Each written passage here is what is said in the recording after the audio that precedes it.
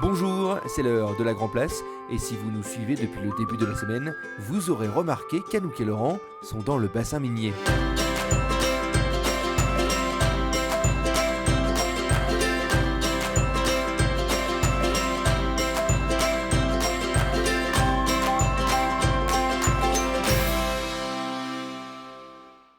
C'est donc entre Hénin-Beaumont et Carvin qu'Anouk et Laurent se baladent cette semaine.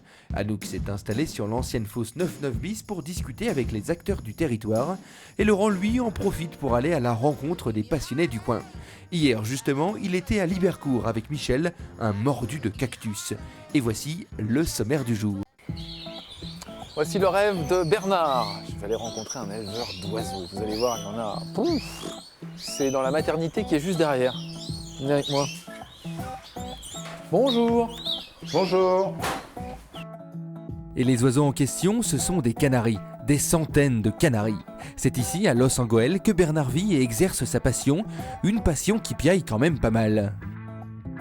Vous en avez combien alors Bernard ici? Alors ici actuellement avec les parents j'en ai une petite centaine et actuellement avec les jeunes ça monte à peu près à 300. Ah oui, parce que là c'est la pleine période là pour. Alors la là production. effectivement c'est le grand moment pour tous les éleveurs de canaris, l'accouplement, l'élevage, les bébés et tout ça. Donc là il y a du boulot. Alors c'est marrant parce que normalement on voit le canari jaune, vous non, ils sont plutôt rouges les vôtres. Alors effectivement il y a une partie que c'est rouge et l'autre côté pour pas mélanger parce que avec c'est du colorant, ce sont les jaunes et les blancs. Vous dites du colorant, très bien. Oui. Alors les oiseaux ne sont pas rouges naturellement, ils sont rouges, on les aide un peu plus avec un colorant qu'on additionne dans la pâtée et qui permet de les rendre couleur vive comme ça. Mais à l'origine, ils sont d'une couleur légèrement orangée. Donc à la base ils sont un peu déjà Alors orangés, on pour amplifie, s'accentuer. on implante. C'est comme si on mangeait de la carotte. Voilà, exactement. Putain, Mais un c'est peu- ni plus ni moins qu'à base de bêta-carotène. Ah d'accord, ok. Alors le boulot ici consiste à quoi? Ben, c'est de la gestion d'élevage, comme un éleveur de vaches qui peut faire. Hein. Donc il y a des accouplements qui se font en fonction de certains standards. Après, c'est la récolte des œufs, on replace les œufs. Il y a tout un travail. en C'est fait. tout un petit C'est travail. pour ça les inscriptions, les numéros ici, alors c'est quoi Alors, par exemple, cette inscription-là? Alors par exemple 20 mars. ici c'est la cage numéro 6, naissance prévue le 20 et là j'ai 1, 2, 3, 4, 5 œufs qui sont Ah oui, non, ça rigole pas, c'est très sérieux. Hein. C'est sérieux. Oui. Et alors donc évidemment vous donnez un peu la pâtée à tout ça, vous êtes attendu comme le Messie par les petits, non? Ouais, tout à fait. Ben, si vous voulez, je peux vous donner la pâtée et puis vous allez voir très vite ce que ça peut faire. Pas à moi mais aux petits, Non, je il veux n'y a bien, pas ouais. de problème. Allez, on vous suit, Allez. regardons un peu comment ça marche. Allez, il est l'heure. Oh, ils sont tout petits, mais quel âge ils ont? Ah ben là, ils ont à peu près à peine 4-5 jours.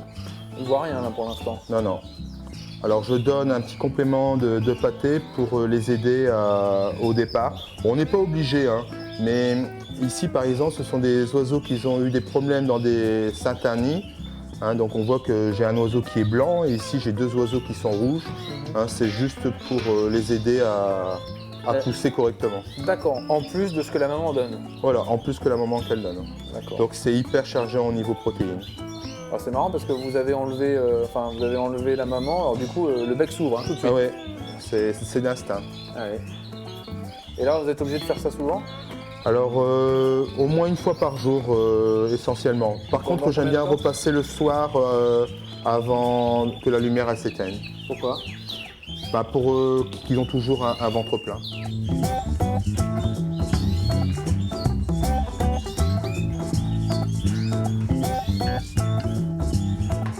Bon là ça va être la séance du bagage.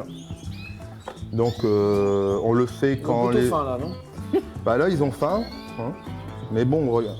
Tout à l'heure quand je viens juste à peine donner à manger, vous avez vu la gave elle commence à être pleine. Hein.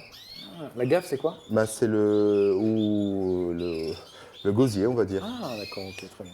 Alors là vous allez leur mettre une Alors bague. je vais mettre une bague.